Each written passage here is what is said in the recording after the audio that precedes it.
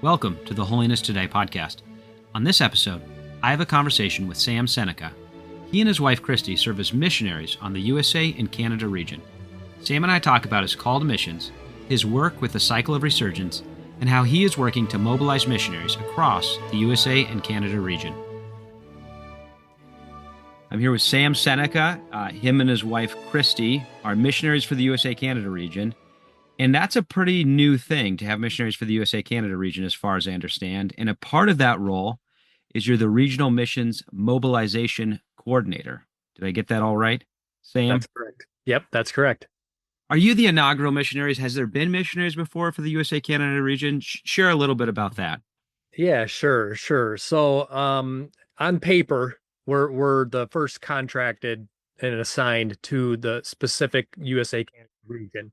However, yes, there are missionaries that live here in the USA Canada region that serve global missions and global missionaries all over the world. So yeah, technically yes, but I like to say no, we're not the first missionaries. They're here. Yeah. And you and Kristi met at church at Crossbridge up in Illinois. Is that how you met? Did you meet in youth group? Did I read that correctly? We did. Yep, we met in youth group. We went to different high schools actually, but with the same church. And we met our families, became friends, and Yeah. that's how we met in youth group. Yeah, yeah. Yeah. And and who was the pastor at Crossbridge when you guys were at youth group? I was trying to see if I could recall that. Um, oh man, 20 something years ago, we went through a couple of them Yeah. during that time. And so I mean, it was a good experience, even though we transitioned through a couple. Yeah. But man, we have had some great pastors over the Yeah. years Yeah. there, right? And I, yeah. I mean, well, because at some point, if I'm understanding correctly, you and Kristi, in connection with Crossbridge, kind of became liaisons for Dominican Republic and doing missions team there pretty early on. Was that while you were in college, or how did that work out? How did God put that in your heart, and how did that work out? Because you studied engineering. yes. So yeah. Yeah. Yeah. So, yeah, we'll take a little time to delve into that a little bit. Yeah, go ahead. So my family, um, my grandfather started a business in 1962, mechanical contracting, plumbing, heating, air conditioning, those kinds of things. And incredible story there, just about how his best friend actually loaned him his first vehicle to get started. And so his friend believed in him so much that he just paid for a vehicle for him to get going, so he could do service calls and work on people's air conditioners and heat and air conditioning and those service those types of emergencies, right? And so so many lessons have been learned through working in the business. We I started sweeping the shop floors at probably 10, 11, 12, right? And doing whatever you needed to do in a family-owned business. My dad worked there, my uncle, I've got cousins and brothers, all were in the business. And so that was kind of my path, right? That was what I saw as my future. I saw that, I could love to do this. I loved working with people. I loved kind of managing people. And so that's kind of where my sights were set, right? I had the vision of kind of just working alongside family and doing that. And so that's what I did right out of high school, through high school, and then out of high school. And I explored a little bit on going to a junior college with getting an associate's degree in heating and air conditioning engineering. And then I'm like, I really want to pursue a little bit more education. And so I did that. I found this school that specifically did heating, air conditioning, engineering, and would provide a bachelor's degree out of it, a bachelor's. And so that was at Ferris State University in Big Rapids, Michigan, and great school, great program, all of that. And so So I went there, and actually I finished my degree online in there the last semester or two. Um, Kristi and I got married while I was living in Michigan, and so she moved up there in Michigan with us. And so, but we always had said that when we got married, we said, wouldn't it be cool that someday, when we're retired, when we have maybe some good investments in the bank account, our kids, if we have kids, if the Lord blesses us with kids, they're out of the house, what would it look like for us to be missionaries with the Church of the Nazarene and do that full time? So that was like our thing. Like, yeah, we'll have a good careers and That was your and 20-year plan, and God rushed you into it, right? right, right. So yeah, so that was our plan. I worked a full 10 years in the business, 2000, about 12 years actually, 2007 to 2019. And in 2019, Kristi was working for our church, Crossbridge Church, and the pastor had asked, she was kind of doing like special project type stuff. And so one of those was forming a missions partnership to explore what that would look like for the church. And so our pastor, Kevin Donahoe, at the time, Yeah, okay, that's who I was trying to. Yeah, okay, yeah, got it, yep. got it. He said, "Hey, what would it look like? I know these folks from the Dominican Republic, Scott and Emily Armstrong. What would it look like for you to go there and visit with them and see, Yeah. this would be a partnership?" He asked her to do that, and I said, that'd be great. Let's do it. Like but here's the thing. You're not going without me. I'm want to go with you. I always had, my parents had taken me on work and witness trips, both, well, mostly domestically, in the US. And then Christy and I planned our own mission trip in 2016 to Antigua. And so when this came up, it was like, there's no way you're going without me. I want to go with you. And so I did. And this was in April of 2019. And that trip was the start, again, kind of like another step, I'll say, in the process of becoming full-time missionaries. We met with Scott and Emily, who are dear friends to us this day, and whom we've later found out that have influenced many missionaries to become missionaries, right? Um, and so that trip in April 2019 really kind of set us on this course to becoming full-time missionaries. And here's the thing, this is really kind of, I mean, there's a lot of interesting things in this, but so we went in April and then we planned a work and witness trip, a Nazarene missions teams trip for our church to come back to the Dominican Republic in 2000 in October that same year.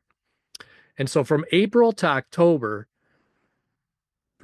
Jesus was working in me and Christy's lives. Now, I say that like he was working separately and we didn't even really know it. So in my life, like something happened on that trip that I just felt like, man, is God calling me to the mission field now? Like how can this, like, really, this, how can this be type of thing? Like, we're invested in our church. We help plant a campus of our church. We love the local church so much. Our business is doing well. Our family's doing well. We were in an incredible neighborhood, um, surrounded by neighbors that we still talk to this day, who just, we were doing life together.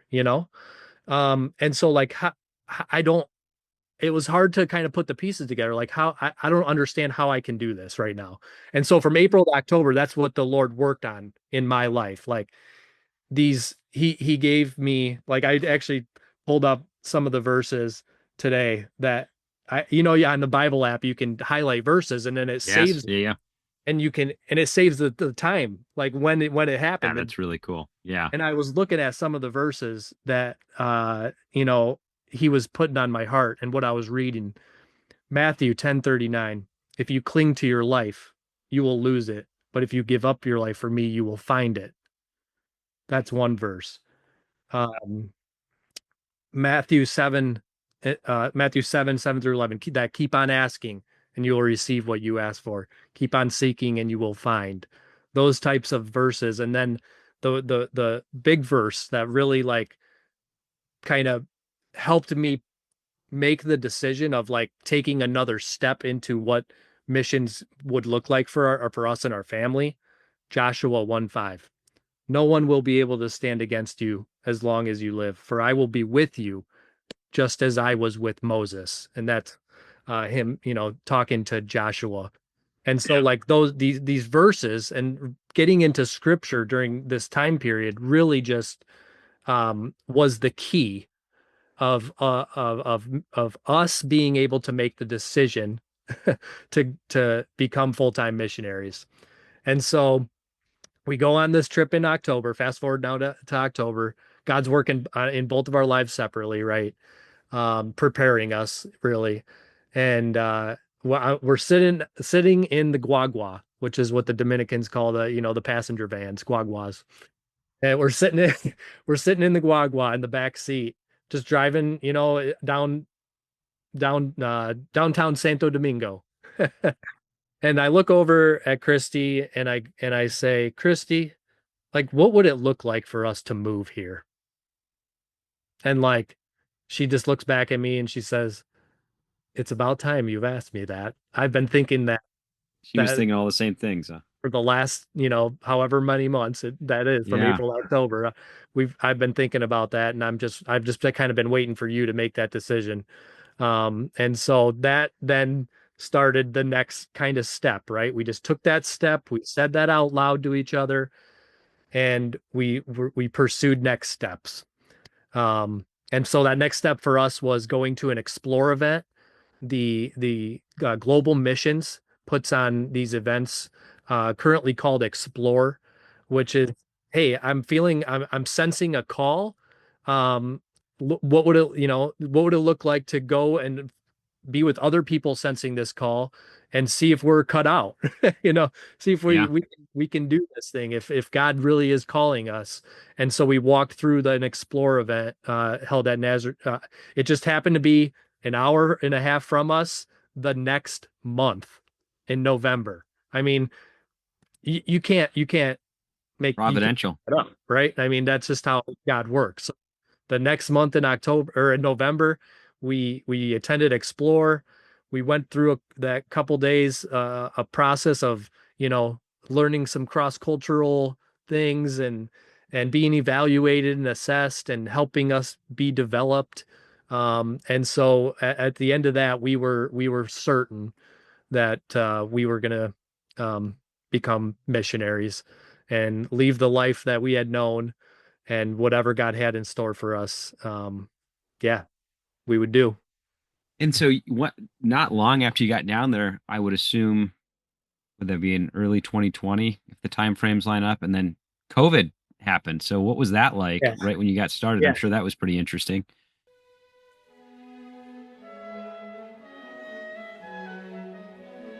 We'll be right back with the rest of this episode.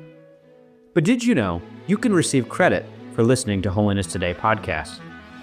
Holiness Today podcasts qualify for lifelong learning with the Church of the Nazarene. To register for lifelong learning, simply go to learning.nazarene.org. The Lifelong Learning Registry provides Nazarene ministers the opportunity to record and report their efforts to develop and maintain a pattern of lifelong learning. Every Nazarene minister is encouraged to engage in a variety of lifelong learning activities. The code for Holiness Today podcast will be listed in the show description. This code can be utilized for this episode and any previous episode you wish to listen to. Thank you for being a listener and sharing in the ministry of the Church of the Nazarene. Now back to the rest of your episode. Yeah. So, prior to going to the DR, so yeah, the clock turned to 2020. We made this decision, and so I felt that because of my investment in the family business, at this point I was a vice president, part owner. I felt it was right in my heart to give a 1 year's notice. And so that's what I did. I wanted to give that one full year's notice so I could so the company could find someone to replace me and that I could train them and walk alongside them for a year. So that's what we did. We still continued in the process of becoming missionaries. We went through some various trainings. We read the book, all the books that they recommended, and so we were still being developed during that time. And we were preparing then, right? We were preparing our family to leave.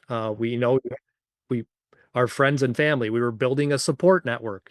All those things were happening Hmm. during that time. And so my final day was yeah, December 31st, 2020. And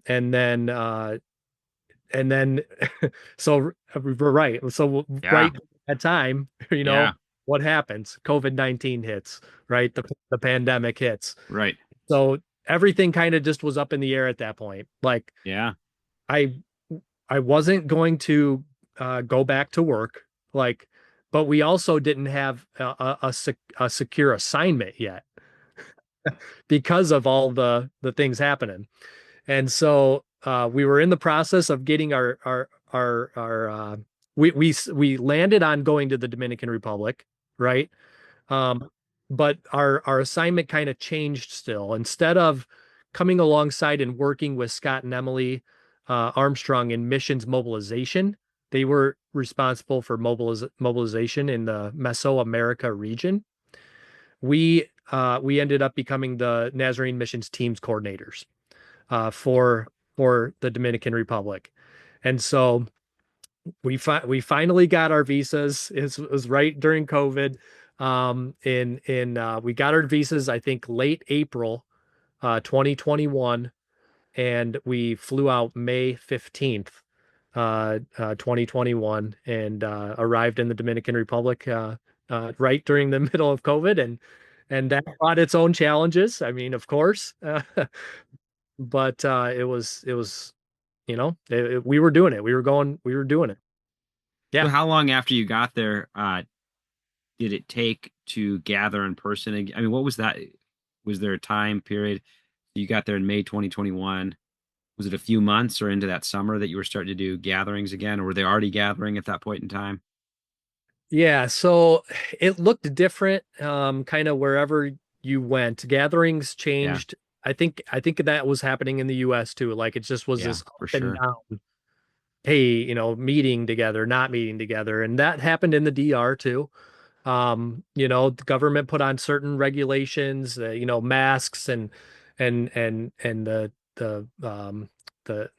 shot, the COVID-19, the shot you had to get and stuff like that. And so we had to follow those. It looked different for each team that came. And added some like some additional steps when we started hosting teams. I think we started hosting teams in the fall of that year. I think, and here's the thing too, which was we weren't thrown right into having to host teams.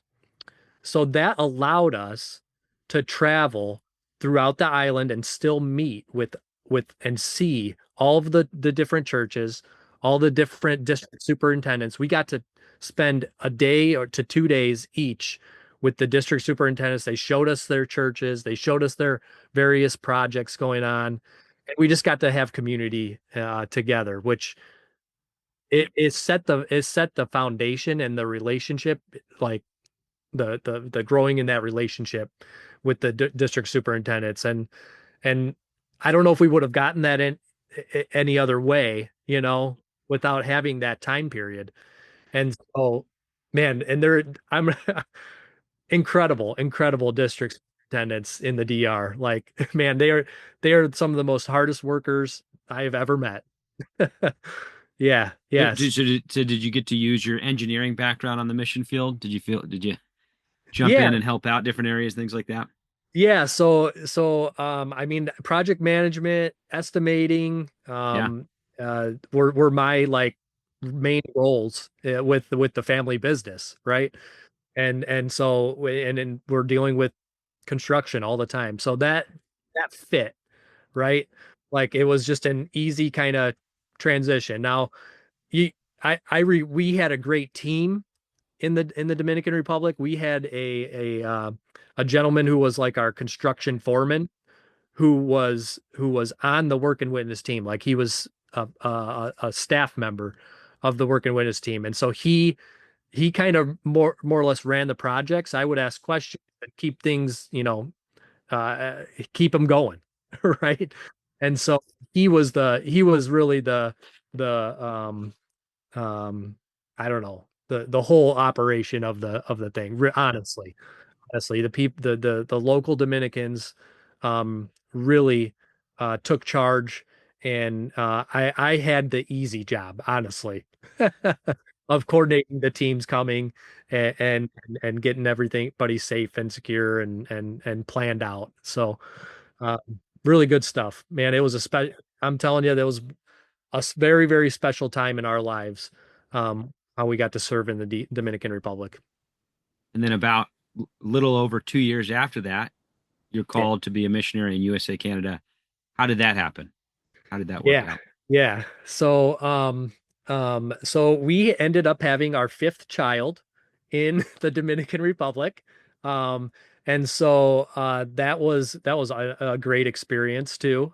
We Elsie Bea Seneca, um, born August 15th. And so she was born in the Dominican Republic. That kind of changed our family dynamics a little bit. So our next oldest was five or six at the time, six. And so there's a little age gap there. Um, but our family kind of changed, right? Yeah. And so what ended up happening was we talked to we really wanted to stay in the Dominican Republic and serve there, and we just knew that work and witness was becoming a very, very difficult thing to accomplish with our family and our this kind of these newer changes coming up.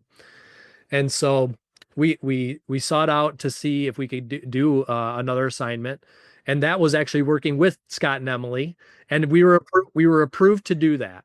So that was our plan. And so um leading up to then General Assembly 2023, right before that, like we got the approval to stay in the DR and work alongside Scott and Emily in mobilization. And so we planned our home assignment, which is the 3 months coming back to our passport country and talking with churches and our deputation tour, sometimes it's called. We planned that during the General Assembly and during NYC. So we were in the States. And so what happened was Stephen Sickle, who is the Nazarene Missions team's coordinator, partnerships and projects, and who is now leading something called The Cause, which I think has been said on this podcast too by Global Missions Director Jim Rick. Yep. Yeah. So he's leading that.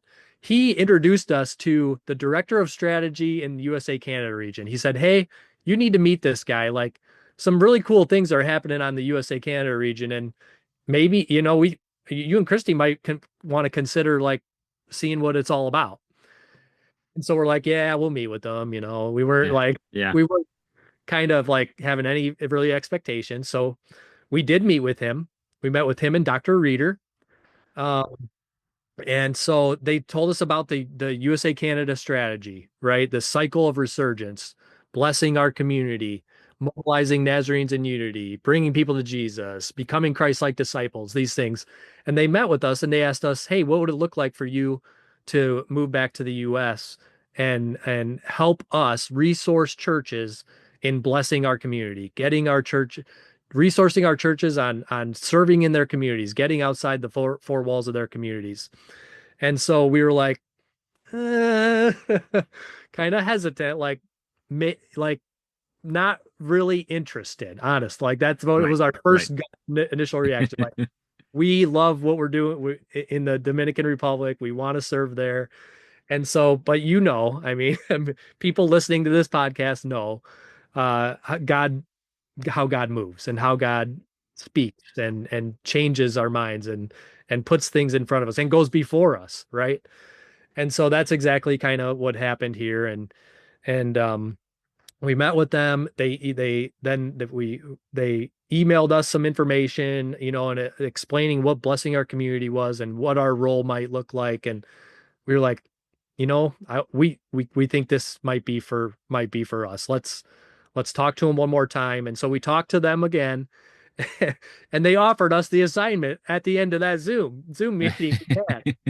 And we're like, oh boy, like how much time can we have to really process this and pray Yeah, about it? for sure. And so we decided on a 2 week time period that we were gonna pray about this and really consider if this was the right thing to do. And we did that. And sure enough, that's what happened. We agreed. And so we were in the so now we agreed to this new assignment in the USA Canada. And so it's now July, right? It's July. And what we are thinking in our minds and what Kristi's thinking is school year. The school year is going to start. It starts in August. And so how can we like make this assignment change happen in record time and For sure. Yeah. enroll our kids in school? And so the Lord worked in incredible ways. That's crazy to think about that tight timeline. It is. We did cut our home assignment short so Yeah, we could go back to the Dominican Republic, spend time with the people that we cared so deeply about and loved so much. We wanted to see the people that really impacted our life and who are our family, right? They are our family there. And so we did that. We spent some time there. We gathered up our things. We scheduled shipping containers. We found a place to live in the US. We enrolled our kids in school. We spoke with some local pastors in where we were going to move and try to all these things. We said our goodbyes. I mean, it was like this whirlwind of a time, honestly. It was a very emotional time for our family to move. We had, we have 5 kids. We have 5 wonderful, awesome kids. A couple of our kids were excited to move back to the US. A couple of our kids were like had really great friendships built now and were like didn't really want to move back to the US. And so we were juggling that and the family dynamics. So it was just a lot, to process at one time. But the thing is, and I say this to everyone, like we have all these worries day to day, day to day, day to day, but I'm we have seen God's faithfulness in our lives work in situations time amen.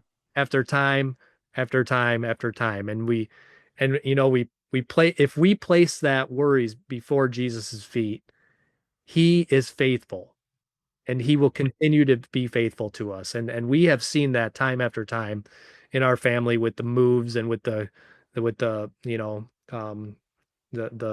calling to go to the Dominican Republic and however, he just works. Yeah, for sure. So how did God work out where you'd live? How did that Yeah, manifest? Because you guys are down in Oklahoma, I believe. Is that where you're at? yeah, yeah. How'd that We're work out? we're in Oklahoma City, and um we went to so me and my son attended NYC uh that same year, General Assembly 2023. And we were again, we were in the midst of making these decisions. And like, so we were talking with people like, hey, where might a good spot be to land in the US? Like, we got some direction from the region. They, like wanted to live central so we could travel, relatively easy throughout the region, the USA Canada region. And so that was kind of one of our guiding things. And maybe this is selfishly, I don't know, but like we wanted to be somewhere warm Yeah, because no, I get it. I get it. we grew up in Illinois and we Yeah, love There's obviously great things about the Midwest and those things, but we're not winter people anymore after living in the DR for a couple of years. Now we do still have winters, but here in Oklahoma. But anyways, long story short, Not as intense though yeah, yeah, as Illinois. Yeah. yeah, Yeah. yeah, it's intense. Yeah. Yeah, for sure. Yeah, and so we had friends that we were volunteering with at NYC. They are missionaries with the Church of the Nazarene who live in Oklahoma but serve the church globally. Joe and Amy Hall, they're responsible for missionary care, and wonderful, wonderful people. And so we had a relationship with them, and we were like, "Hey, where do you think we should move?" And they're like, "You know what? You should check out Oklahoma City, and we think that you should give a shout out to this local church and Pastor Gabby Rodriguez in Trinity Church of the Nazarene, and give her a call and see maybe that's where you guys could land." And so we did that. We actually called, set up a Zoom with Pastor Gabby from the DR when we were in the DR, and we just knew within 5 minutes that the Spirit was leading us here to Oklahoma City. After talking with her, talking with Joe and Amy. And so we wanted to also be by a Nazarene university, right? So we could connect with the university, and in whatever our assignment is, we want to be supportive and in whatever, city and community and university, if there's a Nazarene For university sure. there, Yeah. we want to connect with that. So yes, that's how we kind of landed in Oklahoma City. Yeah. And then how quickly did you and Kristi jump into blessing our community in the mobilization effort? What did it look like doing that from a missionary perspective? How did that kind of manifest with the USA Canada team? Yeah, so we landed in Oklahoma City August 7th. Uh, and 2 day, I think one of the kids' schools had already started, and then the other ones were like 2 days away or a week away or something like that from starting. Yeesh. Yeah. That's And tight. yeah, yeah. But yeah, so we got settled into a rental, and the church greeted us amazingly. I mean, like, so generous, these folks here. I mean, the Church of the Nazarene, so generous. Wherever you go in the world, I feel like you can count on people showing up for other people, for other Nazarenes, right? And so we didn't get started in our role until September 1st. So we had a little bit of time, couple weeks there to kind of get settled and get things figured out. And so we agreed to start September 1st. And so right away we got really thrown into blessing our community. That was what the emphasis was going to be in 2024. The cycle of resurgence is that kind of on this cycle, and it's not that bringing people to Jesus and becoming Christ-like disciples and mobilization in unity doesn't happen, but it's just that we're going to emphasize a certain part of it each Right. year. Yeah. Yeah. And so we were late to the game already, right? It's September. Blessing our community is going to start in a few months. But when we looked at blessing our community and read about it, it just so happened to be like Kristi and I are also like in some master level courses at Olivet Nazarene University. So that amongst that, and then working with like Scott and Emily, like teaching us community assessment. They are really big on community assessment. Like this piece, this community assessment, if we want churches to get outside their walls and serve their communities, well, they have to know what's going on in their communities. And so we developed this resource, a community and congregation assessment for local churches to use, that really walks them through a process of discovering yes, needs about in their community, but also just to become learners and listeners of what is happening in their community. And so that was the thing we really got to work on right away, was developing this resource, getting it to our local churches, and then communicating with churches, walking them, helping them walk through that process of what a community assessment was. So that is where like I feel like our training and missions and evangelism and community outreach really came it was important, and it really was allowed us to speak into helping churches get outside their wall, What and did that look like yeah, in a kind of a tangible way or practical way? yeah. If So you got without outing a church, no, feel free to. Like, anecdotally, what did that look like, for a specific church? yeah, so good question. I got a I'll tell it in a story. uh I'll tell it as a story, and the story happens to be the local church where we landed at, and Okay. so Yeah. they allowed us to walk our church through a community assessment, right? And what ended up happening was we gathered this team of all different people, ages, demographics in the church, and what really ended up happening was it became like this discipleship moment for people. And so we gathered to pray. We gathered to, we had specific tasks that we worked through over several months, including going on prayer walks around our church building, out outward into the streets, the surrounding neighborhoods. So we observed our neighborhoods, we prayed for our neighborhoods, and then we surveyed our neighbors. And we surveyed people randomly that were walking around, and we surveyed also specific people that are invested in the community, right? Like, so we had police officer surveys that we would ask questions to fire department, healthcare officials, realtors, the people that make up our communities, that care about our communities. We surveyed, and so we gathered all this information, right? And so we gathered it, compiled it, we talked about it, and then we dreamed. We dreamed with our team, and we dreamed, what would it look like for Trinity Church to have a tiny home community, to for the unhoused, for transitional housing that would also include a discipleship alongside that, and men's ministry, women's ministry. The church is already invested heavily in women's ministry and addiction and recovery things.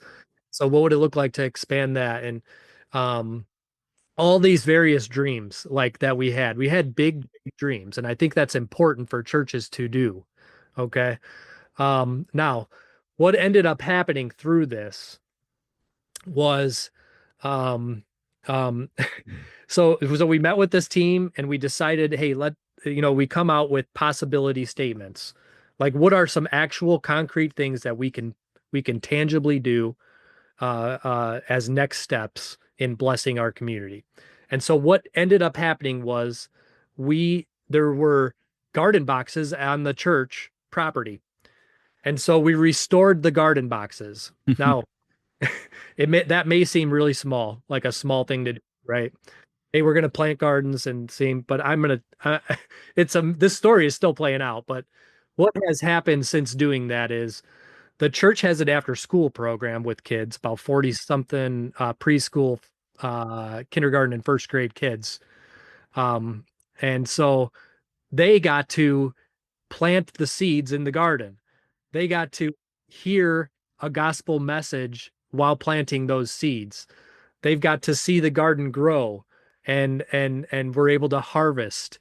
And so, like, there were volunteers that came and walked the kids through this thing. And so they got to also, when they harvested, put together a meal kit, a salad kit, for this. And so it was this great thing. Well, that's not all that happened with the gardens. We had an extra harvest of peppers.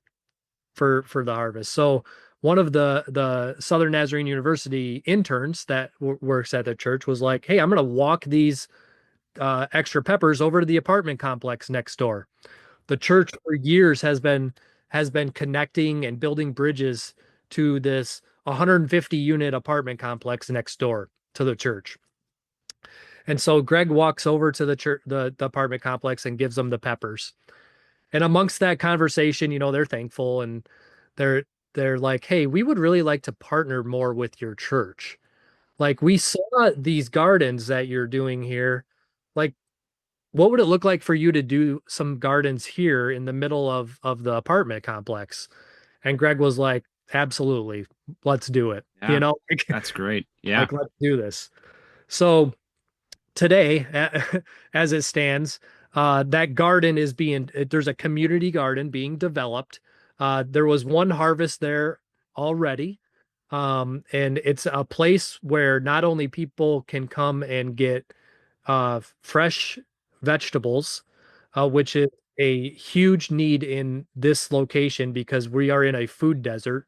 There's nothing walkable for folks to get fresh fruits, fresh vegetables, those kind of things. So we're providing a need, helping people's health, right? Um, another message where Greg and volunteer team and Kristi and I got to go give a gospel message to kids. I think there was 7 or 8 kids that joined with us on harvesting, and we created these salad kits, and they got to bring them home and eat them with their families. Uh, and so it's just incredible ministry is happening uh, now at the apartment complex, all because of something very small of restoring garden boxes. Storing a garden box. Yeah. And so now the church and Kristi and I are involved in an apartment ministry there. Once a month, we hold something called Coffee and Pancakes Cafe y Panqueques in Spanish. And we invite everybody who lives there into the gathering place, like in the leasing office area. And now that it's nicer outside, and we have coffee and pancakes. So people get a meal there. We pray with people. We ask them for what they need in prayer. We read out of the lectionary. We read scripture. We uh, we've been giving away kids' Bibles. I'm telling you, we have experienced the gospel being planted in a new way in this setting. Kids are hearing about Jesus. They are being read their first ever Bible stories. They are given their first Bibles. They're being taught how to pray, and adults too. Are when the kids come. I mean, the kids come first. I feel like people. Children shall lead them, right? Is that the Children shall passage? lead them. We just had I'm going to give a plug for a webinar we held yesterday with Sean Stevenson talking just right about this. A child shall lead them. It was the title. And if you go on the let's see how you can get this. The webinar is on the USA Canada region YouTube page under Bringing People to Jesus webinars. And we can put that in the show description too, so Yeah. people can grab it there. Yeah. Incredible. I told Sean, I told the team after we did this webinar is going to transform lives for a very, very long time. Like the seeds that were planted in this webinar are gonna last throughout history. I Yeah. mean, it was a great webinar. If you're in chart, not even if you're in leadership of any kind, or in the Church of the Nazarene, you need to Check listen it out. to this webinar on children and And, ministering. stories like this and you communicating with people that are involved in this happens on your podcast regularly, the Seneca Yes. 7 podcast, because you are connecting that with blessing our community. You're still in that, even though we've moved to a different cycle of resurgence, you're still focusing on blessing our community with the podcast. Is that my understanding? So we have taken a little break on our podcast. Okay. I want to say there's 6 to 10 episodes on blessing our community where we have, yes, interviewed people throughout the region on what they're doing to bless our community. So yes, check out that podcast, the Seneca 7, Yeah. starting with the blessing our community series, or you can go back farther and hear more about our time at the DR and all that. But we have taken a pause on our podcast, um, but hope to be bringing a newer podcast to fruition sometime soon when it as it comes to mobilization Yeah. too. Yeah. We'll see how that all works out. Yeah. Yeah, Have you found that podcasting has been a good way to communicate and to get uh, uh, stories, but also strategy out for you in USA Canada? yeah, definitely. I think what you're doing with the Holiness Today podcast, incredible interviews. Thank you. Thank you. I've listened to all of them, and it's just really what what what happens, I feel like, is like we get sometimes this can happen, right? We get so caught up in our everyday local things that are happening that we don't get to see or experience what's happening outside across the region, across the world. Um, and we have the privilege of being able to travel to district assemblies and hear things about what's going on and all over the region, which is it's so encouraging. But the Holiness Today podcast plays a part in that too, because we get to hear from other pastors, other leaders, of honestly, there's a spiritual movement of God happening in the USA Canada region. And we get to hear a taste of that through the podcast. Yeah. Well, I'm it's been a blessing, and I'll give a shout out that I have wonderful guests. So my guests always make me look good, but no, it's been a good blessing. And Well, thank you for uh, doing this, Nate. Yeah. yeah, bringing on other hosts currently working with global missions, and then Sarah Loganville does an awesome job as well. But Yes.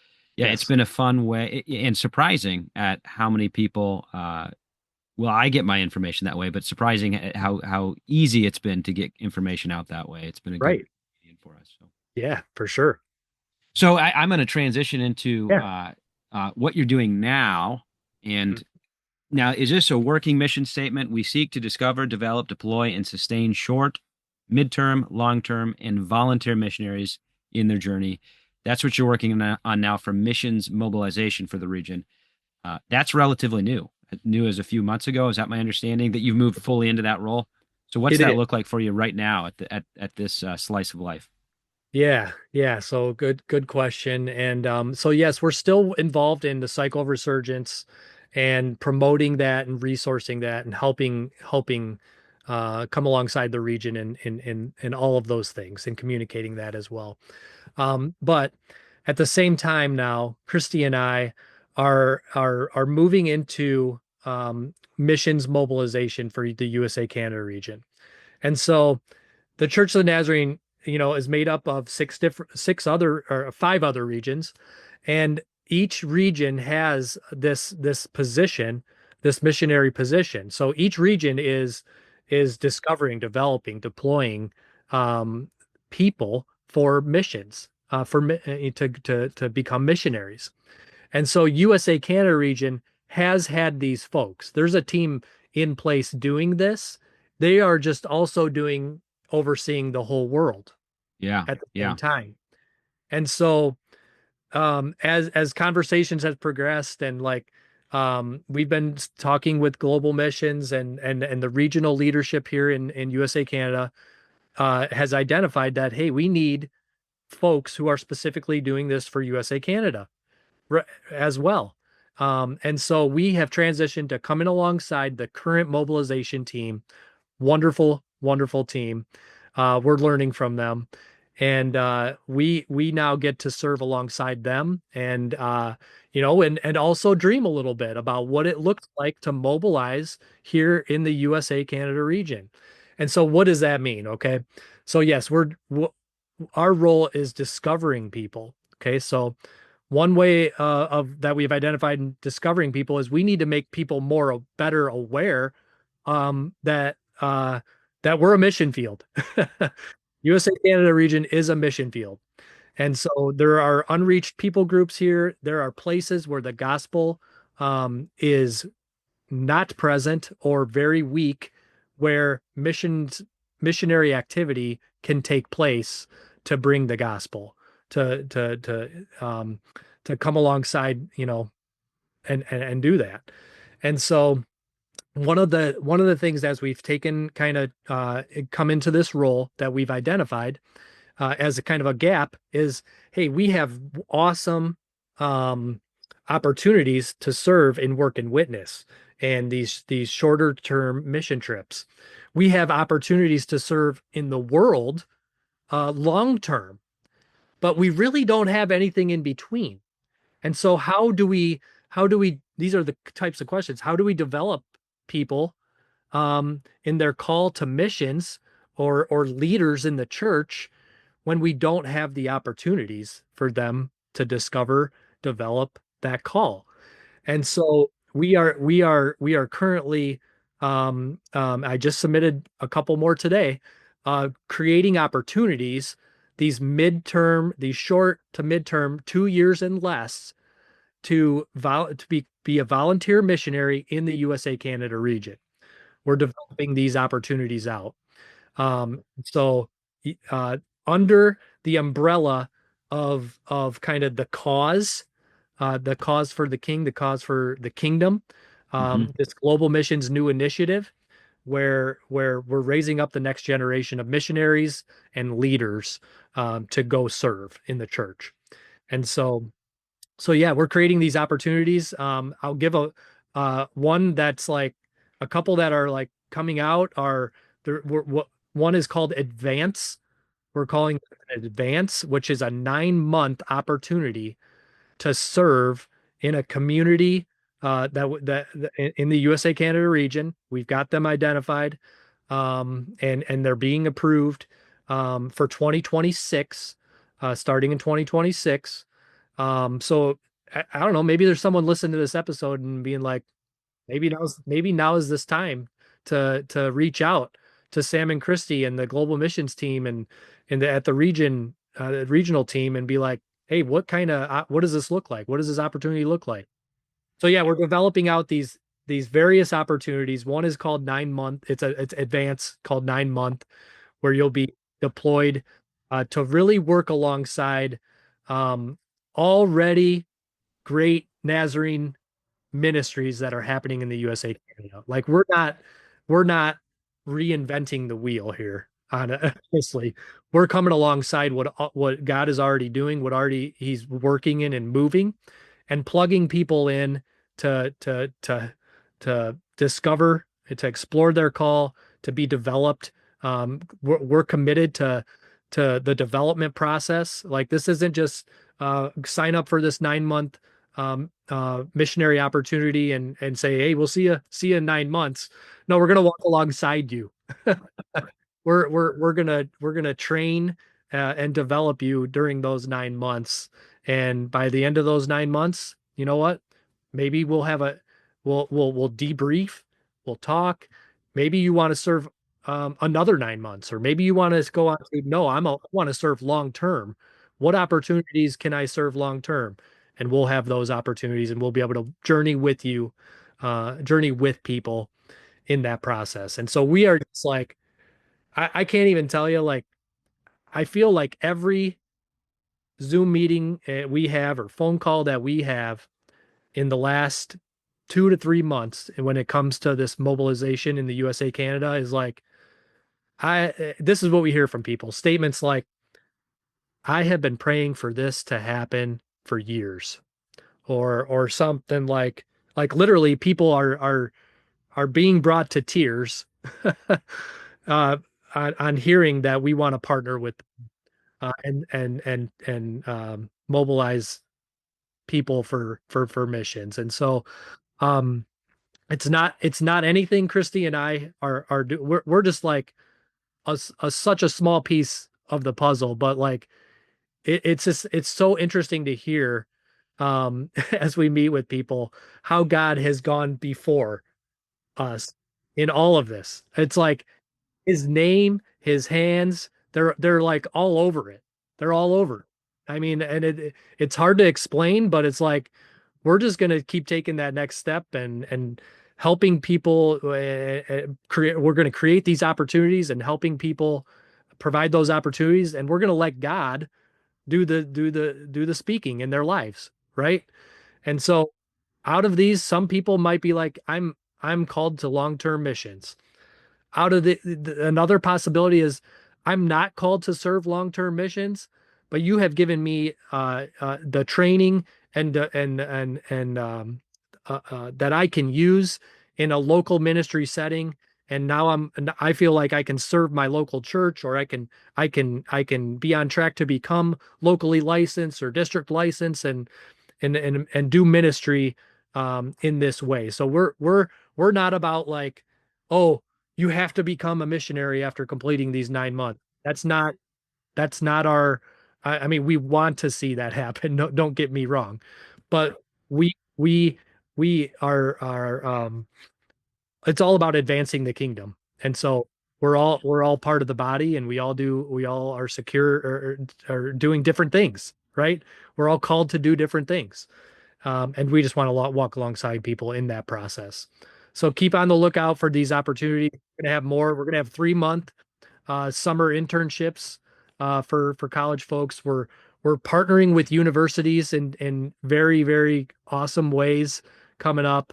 And also, we're talking about it being strategic on hey, where in the USA Canada region do we need long-term missionary activity, right? Like we have people groups that are in our. I mean, this is just one example in our urban cities that no one is reaching. The church is not there yet. Like I know we think like like this is the majority of people, and it's true. The majority, yes, people are Christians, but there are people that have not heard about Jesus in USA Canada, right? And so working with district superintendents to find these places and really, experiment on what would it look like to provide a missionary to come plant in a city somewhere and reach people for Jesus. I mean, really cool things are happening, and I'm telling you, there's a movement. Do you foresee in the post-COVID age, maybe the title wouldn't be missionary, maybe more work and witness, but people being able to share their time um, via Zoom or in a digital way? I'll give you the context of why I'm asking the question. Maybe it might not be a USA Canada issue, but in talking to a missionary in the Church of the Nazarene of a specific region, he mentioned that administrative help is always something hard to find. And my thought, I always like to just think through problem solve, things like that was that, you know, is there a time if the technology keeps moving in which a retired pastor could volunteer 5 hours of their time to help out with Asia Pacific region on administrative work or things like that, or even just, here's one that'll make you laugh as we've just gotten through tax season. Are there retired accountants out there that say, I'll volunteer my time to help out a church with their tax season, things like that? I just didn't know if there's a movement in doing those. I'm just amazed more and more the interconnectivity that is made possible through this. You're in Oklahoma, I'm up in Michigan right now. These kind of things. But is there any of that where we're using some of these new technologies to help out with how that would probably be extreme short term or regular short term? I'll volunteer 5 hours a week or something like that. But yeah. Yeah. So definitely looking to explore those creative ideas. Like, Yeah. Yeah. right. I mean, that age group that you mentioned, like they've had a career, they've Yeah. trained, they've developed the skill their entire lives, like, but they're And maybe health reasons they can't travel, or yeah, there's just yeah, limitations, things like yeah, that. Yeah. Yeah. exactly. Yeah, I think the church is always seeking opportunity or seeking people to serve Yeah, in for in sure. in these different capacities. Um, and so yes, like here's what like part of our job, part of me and Kristi's job is being like, okay, like connecting the dots, right? Yep. Like We had Yep. this person who's done taxes their whole life and accounting, like, and they want to serve the church somewhere, and they Yep. want to serve maybe the global church, and they want to be missional about it. Like, where do we connect them? Well, maybe it's connecting them to a different region that needs that support, Yep. in a Yep. certain specific way. So I feel like that is a key part of our job is not only just discovering people, but connecting that Yep. dot to where people can serve in the church. So it's important. Yeah. If so, for those listening, if the idea is given prayer and consideration, no idea is too crazy to contact you about. And if someone's got an idea about serving in some way, reach Yeah, out to either you or Kristi. that's right. Yeah, And we'll put your contact information also, so people can grab you. absolutely, absolutely, 100%. Yeah, that's exciting. All Yeah, right, I've got a couple just very important questions, but I always like to ask: Are you a coffee or tea drinker? I guess I should preface it that way. yeah, yeah. So primarily coffee. I Yeah, do. I mean, yeah, I have coffee every day, but I also love tea. yeah. So there's a place called HTO by us, and Not about once a H2O, week, H2O. That's good. yeah, Yeah, yeah, I that's good. stop there and get a tea. Yeah, yeah. So do you have a certain way you do your coffee or tea? Do you steep it do you have a ritual that you do with that or? No, I don't. Other than I really can't drink anything other than Santo Domingo Cafe. Okay, And so it's available on Amazon. you Like just we get it there, huh? started drinking that in the Dominican Republic, and so You're I hooked. don't think I can ever change not, that So that coffee type. answers the second part of that question. That's where the best cup of coffee in the world is, Well, is of is the course. Dominican Republic. So Of course it is. You know for all of our it. listeners out there, that's good. So what's your favorite meal? Was there a meal you missed when you were in Dominican Republic, or did you discover your favorite meal in Oh man, DR? yeah, we had so many good meals there. And I mean the classic rice and beans and chicken uh with a salad, with a fresh salad and fruit, and um avocado, that is the classic la bandera, they call it the flag meal in the DR. So I do miss that. I was definitely more of a healthier eater while I was there in the DR. Kind of gotten away from that a little bit. But man, there's such good food there. If you could travel anywhere in the world that you haven't been, where would you want to go? Yeah, good question. So my distant relatives and family originated in at the time, I think it was Austria Hungary, or maybe called, but it's Slovenia. Okay. Yeah, yeah, yeah. Slovenia. Yep, heard. I know it's beautiful there. In fact, someone just told me that, like, this the Slovenians say that when God was creating the world, when he was in creation mode, he came to Slovenia, and the Slovenians said, just wait, just hold off. Wait for us till the end. And God was like, okay. And so when God was done, finished creating, he came back to the Slovenians and said, okay, I'm ready. And they told him, okay, we want the best of every place on earth right here in Wow. Slovenia that Yeah, you created. yeah. And so I heard that and I'm like, You want I to go need to check it go out, there. I need see to if it's go there. true, huh? Yep. That's good. If you could recommend a work of fiction and then a work of nonfiction to our Okay. listeners, what would be your two choices there? Okay. I am not a big fiction reader, be honest. Um, yeah, I'm in, like, school, so right now, You like, don't get time. You don't I get like time to do it. Yeah, yeah, that yeah, extra reading. If I'm gonna read something extra, it's typically nonfiction anyways. yeah, So, yeah. um, yeah. Oh man, I have read so many good books. So many good books. I mean, the Deeply Formed Life by Rich Villalobos is good. Uh-huh. That's one of my favorites. I'm reading a very good book now for one of my classes. Um, no, it's not part of my classes. It's actually one of my extra reads. Holiness for Ordinary People. Oh, Um, okay. I'm Yeah, only a few chapters in, but I'm like, it's fresh on my mind, and I'm like, yeah. hey, I really like this book. Yeah. Yeah. But man, So there's so many good books out there. instead of fiction, I'll ask a non-Nazarene question. Pre 1985 non-Nazarene. What's your favorite movie? You have a Okay. favorite go-to movie? Yeah, favorite go-to movie. Um, man, I do like a lot of the classic, like late 80s, 90s, like The Hmm. Goonies, Yeah. Yeah. The Sandlot. Yeah. Man, them are good movies. Like Yeah, for they're sure. some of my top favorite. And then I do love like the Marvel and Star Oh Wars. yeah, those were good. Like Those were good. they're classic. Did you watch Thunderbolts recently that came out? Did you guys get a chance to see that in the movie theater yet? We haven't seen that one yet. Nope. Haven't It seen it it yet. it may because I have I was really sad when Tony went. So Yeah. after that, it gave me encouragement that they might be able to continue onward. I haven't really liked the last few Okay. ones they've done, but this Yeah, one same. I had very low expectations and it exceeded my very low expectations. I'll put it that way, but it was pretty Okay. good, Well, good. pretty Okay, enjoyable. that's good. That's good to Yeah, know. yeah.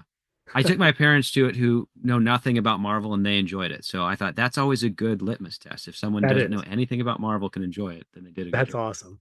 That Yeah, was enjoyable. cool. Well, Sam, this has been a wonderful time. What can our listeners be praying about? A lot with mission mobilization, but what can our listeners be praying about you and Kristi, for you Yeah. and Kristi about? Yeah, yeah. And we have a wonderful support network that we know is praying for us and our family, and continued prayers for our family. I mean, we've got 5 kids in all different stages of life. We're going to have a 16-year-old next week who will be out on the road driving. And so that brings all of New stress. new Yeah. stress, and he's going to have freedom and a little bit more Yeah. freedom, but protection obviously is Yeah. a big one for him, and he's a good driver. He is a good driver. He's cautious, but I also remember when I was that age and Yeah. had a gas pedal underneath my foot sometimes. Yeah. So so yeah, I mean, pray for him, and pray for our kids, our health, continued health, um, and that we would continue to grow, right? Could grow together. Yeah. Um, Amen. that kind of thing would be really good. We really appreciate that. Yeah. Thank you for sharing this time. It's been a blessing to get to know what's happening on our region. And so there are other missionaries on the region, but you and Kristi are the first missionaries that were sponsored to work as missionaries on this region, if I'm understanding that correctly. So, Yep, that's correct. And we now have 2 other families in addition to us that are under USA Canada regional contracts. Yep. So we're growing. It's exciting. yeah, yeah. Well, thank you, sir. God bless you. God bless you, Nate. Thank you.